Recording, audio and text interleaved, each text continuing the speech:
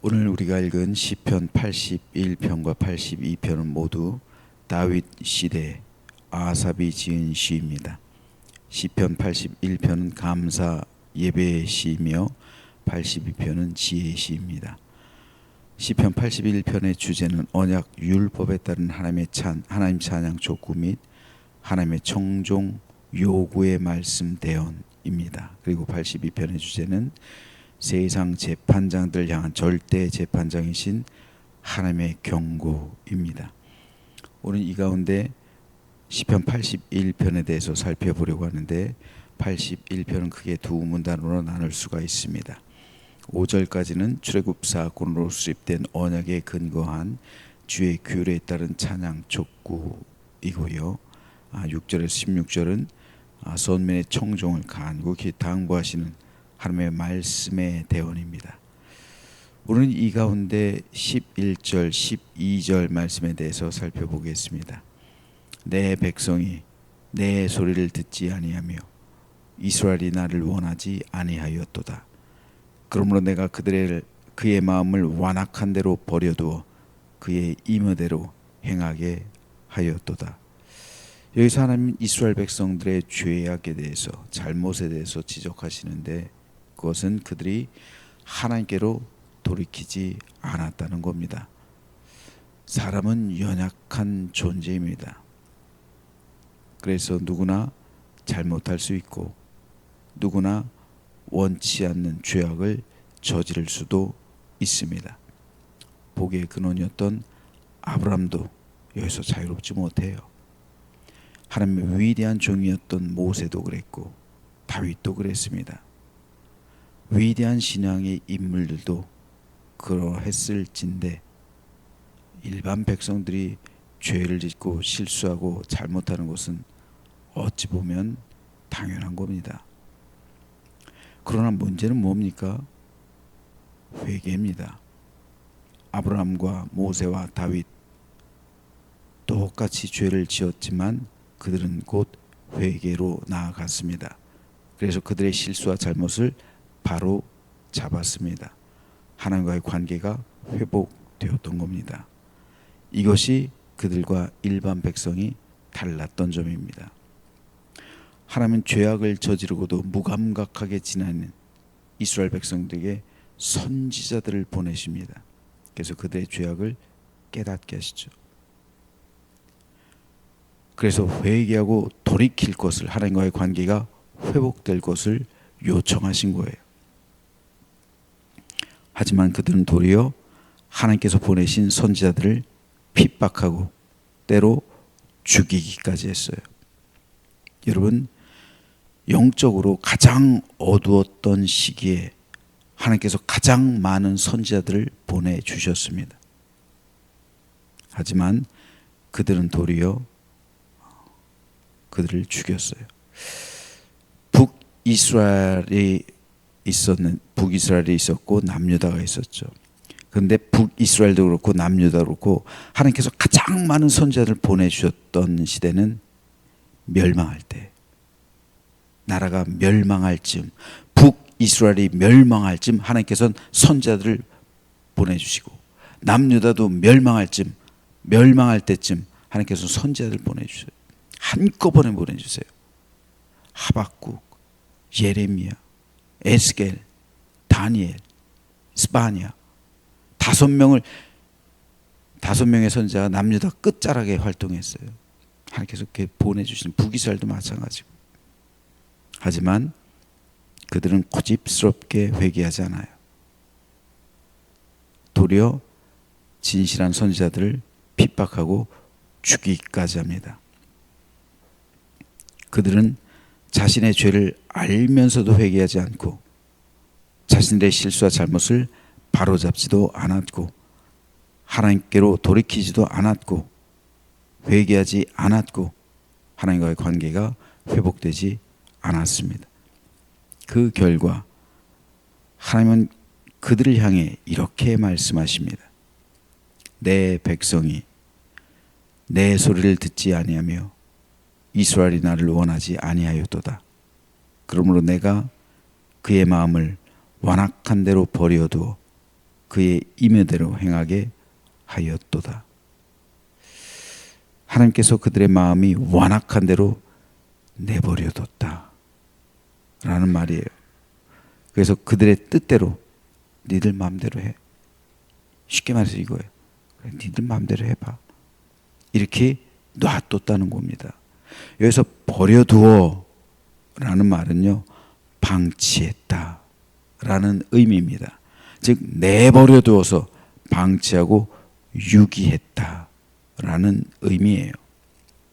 다시 말해서 하나님께서 그들의 영혼이 지옥에 가든 말든 상관하지 않으셨다는 말이에요. 그 나라와 민족이 멸망하든 내버려 두었다는 거예요. 이것은 그들을 향한 하나님의 가장 큰 형벌이요 저주였습니다. 그들의 영혼을 방치하고 유기해서 나라가 망하도록 내버려 두었다는 것이죠. 개인적으로는, 영적으로는 그들의 영혼을 방치하고 유기해서 지옥에 가도록 내버려 두었다는 거예요. 하나님께서 은혜의 손길을 거두셨다는 말입니다. 하나님께서 그 은혜의 손길을 거두셨다는 것은 그들에게 더 이상 구원의 기회가 없다는 것을 의미해요. 따라서 이것은 그들을 향한 하나님의 가장 큰 형벌이요 저주입니다. 세상에서 조금 잘 살면 뭐합니까? 이 짧은 세상에서 조금 더 많은 것을 누린다 한들 그게 뭐 그렇게 의미가 있겠습니까? 죽어서 지옥 간다면 그들이 세상 살아가는 것은 축복이 아니라 저주입니다.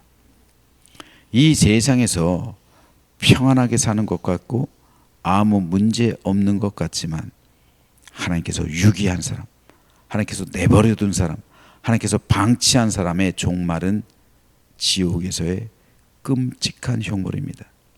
그러니 그 사람은 이 세상에서 살아도 살아있는 게 아니에요. 모르는 거예요. 그 끔찍한 고통이 시시각각 다가오는 것을 모르는 거예요. 그래서 사람은 이걸 본능적으로 알아요, 여러분. 그래서 죽는 걸 싫어하는 거예요. 본능적으로 아는 거예요. 내가 죽는 거, 그러니까 그걸 싫어하는 거예요. 이걸 본능이에요. 사람의 본능이에요. 내가 죽으면 지옥 가는 거, 이거 본능입니다. 그러니까 죽는 게 끔찍하게도 싫은 거예요. 두려운 거예요. 이건 형벌입니다. 이건 고통이에요. 영원한 고통이에요. 그런데요, 우리 그리스도인은 그렇지 않잖아요. 물론 그리스도인들도 죄를 지어요. 그러나 우리에게는 회개할 수 있는 기회가 있잖아요. 그럼에도 불구하고 우리는 다윗처럼 죄를 짓고도 밧세바와 간음죄를 짓고 그 아이를 잉태하고 있으면서도 우리아를 죽였으면서도 1년 동안 다윗을 회개하지 않고 있어요. 그때 하나님의 혹독한 징계와 심판이 임하죠. 이건 징계입니다. 하지만 징계와 영원한 저주는 다른 거예요. 징계는 그리스도인이기 때문에, 하나님의 자녀이기 때문에 받는 거예요. 따라서 하나님께서 징계하시는 사람은 희망이 있는 사람이에요. 우리도 아브라함처럼, 모세와 다윗처럼 때로 하나님 앞에서 죄악을 저지르기도 하고요, 잘못과 실수를 반복하며 살아갑니다. 그리고 다윗처럼 회개하지 않을 때도 있어요. 하지만 그 순간 하나님께서 우리를 징계하신단 말이에요. 하나님의 자녀이기 때문에. 따라서 이것은 은혜예요. 왜냐하면 하나님께서 나를 징계하신다는 것은 내가 하나님의 자녀라는 것을 친히 증거해 주시는 하나님의 은혜의 손길이기 때문입니다. 이에 대해서 히브리서 기자는 이렇게 말합니다. 주께서 그 사랑하시는 자를 징계하시고 그가 받아들이시는 아들마다 채찍질 하심이라 하였으니 너희가 참음은 징계를 받기 위함이라. 하나님이 아들과 같이 너희를 대우하시나니 어찌 아버지가 징계하지 않는 아들이 있으리요. 징계는 다 받는 것이거늘 너에게 없으면 사생자요 친아들이 아니니라. 자, 이거요. 굉장히 중요합니다. 징계는 다 받는데요. 근데 징계가 없으면 사생자래요. 하나님의 친아들이 아니래요. 이 말이 뭡니까? 하나님은 사랑하는 자녀를 징계하십니다. 유기하고 방치하고 그래서 그 영혼이 지옥에 가든 말든 내버려둔 사람, 이 사람은 하나님께서 징계하지 않는 사람이에요. 세상에서 형통하다고요? 모든 것이 잘 풀린다고요? 내 영혼이 잘못됐는데도, 내가 주일에 교회 가지 않는데도, 내가 하나님에게서 멀어졌는데도, 내가 죄악을 저지르는데도, 내가 믿음이 없는데도, 내가 하나님에게서 멀어졌는데도 내가 잘 풀린다고요? 형통하다고요? 잘 산다고요? 아니요. 그거는 그 자체로서 내가 하나님의 자녀가 아니라는 증거예요. 내가 하나님의 자녀라면 하나님께서 나를 그렇게 유기하고 방치하실 리가 없어요. 징계하신다고요. 돌이키도록. 하나님께서는 하나님의 자녀를 징계하십니다. 그러므로 우리가 징계받는 것은 내가 하나님의 자녀가 되었다는 증거가 되는 것이기에 우리는 징계를 달게 받아야 한다는 것이 히브리서 기자의 말입니다. 첫째는 내 죄악과 잘못을 회개하기 위해서고, 둘째는 내가 하나님의 자녀라는 사실이 증명되기 때문이고, 셋째는 그로써 내 영혼이 돌이킬 수 있고 바로 설 수 있고 하나님과의 관계가 회복될 수 있고 그로 인한 축복을 받아 누릴 수 있기 때문입니다.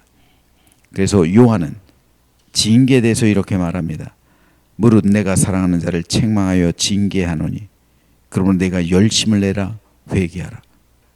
요한계시록에서의 말씀에 7교회를 향한 하나님의 말씀, 성령님의 말씀입니다. 요한은 징계는 하나님께서 사랑하는 자에게 주시는 것이기 때문에 징계를 통해서 열심을 내고 회개할 것을 촉구하고 있는 겁니다. 그리고 히브리서 기자는 또 징계에 대해서 이렇게 말하고 있습니다. 무릇 징계가 당시에는 즐거워 보이지 않고 슬퍼 보이나 후에 그로 말미암아 연단받은 자들은 의와 평강의 열매를 맺느니라. 즉 성도는 징계를 통해서 의와 평강의 열매를 맺게 된다는 말입니다. 그러므로 징계는 성도의 영혼에 유익합니다. 따라서 우리는 징계를 받을 때 도리어 기뻐해야 합니다. 하나님의 징계는 분명 내 영혼에 엄청난 유익이 됩니다. 우리는 징계로서 더 단단해지고 좋은 열매를 맺게 됩니다. 그리고 우리에게 하나님 나라가 유업으로 상속되어 있음을 깨닫게 됩니다. 장석주 시인이 쓴 대추 한 알이라는 시가 있어요. 한번 보시죠.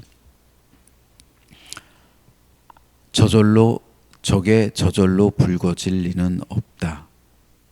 저 안에 태풍 몇 개, 저 안에 천둥 몇 개, 저 안에 벼락 몇 개, 저게 저 혼자 둥그러질 리는 없다. 저 안에 무소리 내리는 몇 밤, 저 안에 땡볕 두어 달, 저 안에 초승달 몇 날이 들어서서 둥글게 만드는 것일 게다.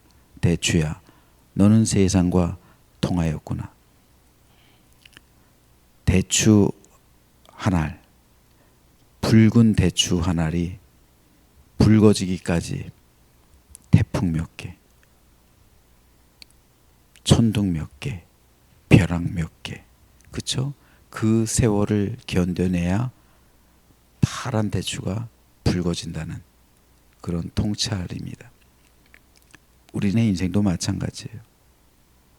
여러분이 지금까지 살아오면서 천둥 몇 번, 태풍 몇 번, 벼락 몇 번 다 겪고 왔을 거예요.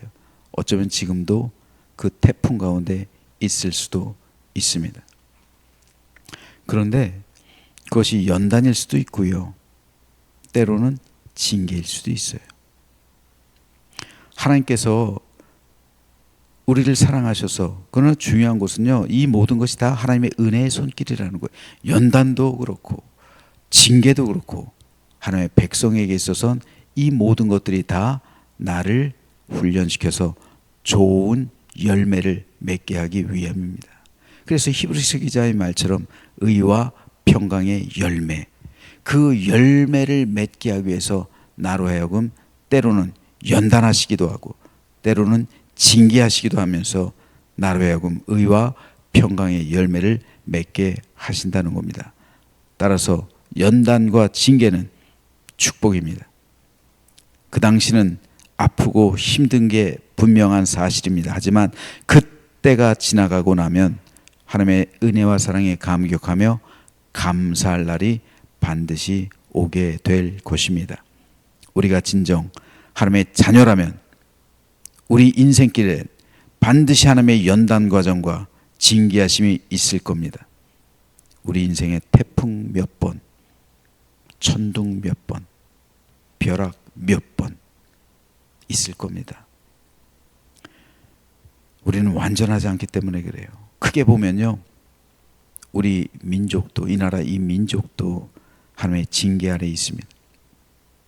신사참배 죄로 인해 북한이 공산화됐고 6.25라는 끔찍한 민족의 전쟁이 벌어졌고 수많은 백성들이 살육당했고 그로 인해 남북이 분단된 채 80년 가까이 향하고 있습니다.